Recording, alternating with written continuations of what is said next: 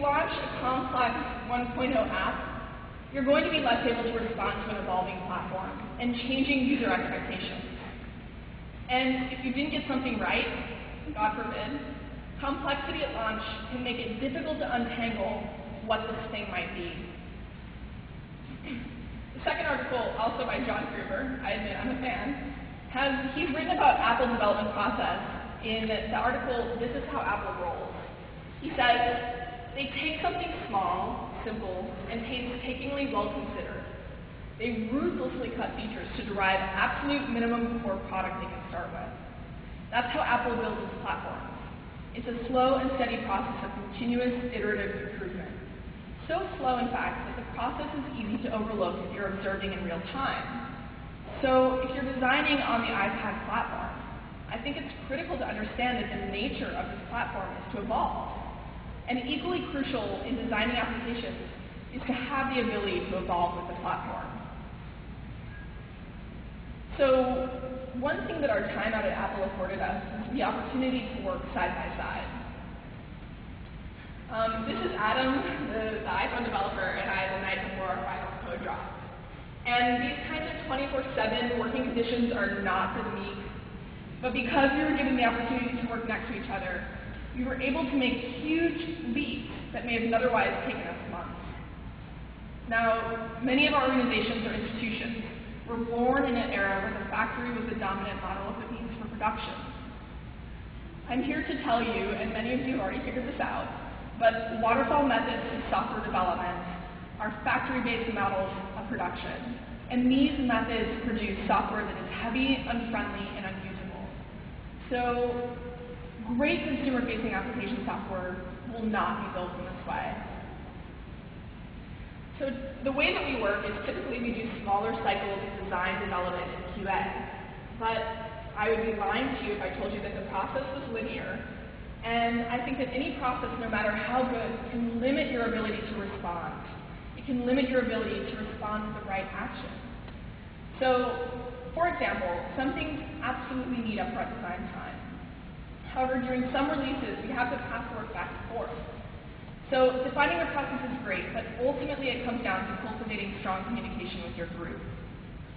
At minimum, very minimum, know that handing high-fidelity Photoshop comps to a developer and checking out isn't going to make a great product. High fidelity is okay. It's okay. Don't worry, it's okay. But know that it's only half your application. Your app isn't a static or fixed experience. It moves. It breaks. Everything that happens when someone is using your app is a part of that experience. And the truth is, major aspects of your application, transitions, timing, microcopy, will happen whether you're involved or not. Engineers don't need you to make software for the iPad, but your users need you, and in turn you need to figure out a way to work with developers. Alerts are a good example of something engineers have to include as a part of working through the code, regardless of whether you plan for them or not. Alerts interrupt user workflow and can break the spell if done poorly. Interesting to note, this past March, Apple added a revision to the Human Interface Guidelines called Enhanced Guidelines for Designing Alerts. And I suspect that they added the additional documentation after repeatedly seeing poorly designed alerts like this one. So, contrast this alert from Evernote with this one from Twitterific. This isn't a native alert, but it's a great example of an application beautifully breaking the rules. And if you haven't seen it, the paper airplane lets you know when an article is sent into the paper by flying off the screen. And I have way more articles in this paper because of this interaction. I just love to watch the airplane fly away. And actually, Foursquare, these are Foursquare fans, Foursquare. Don't be shy. I know, don't. Whatever, I know you're checking. Foursquare has awesome alerts. So the one on the left is a fail alert, and the one on the right is a confirmation. And I think it's an incredible accomplishment if this fail alert can make me feel warm and fuzzy. So if you can't read it. Here, hold on, you can't read it.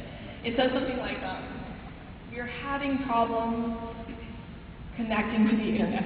But it's like this face of this really cute girl.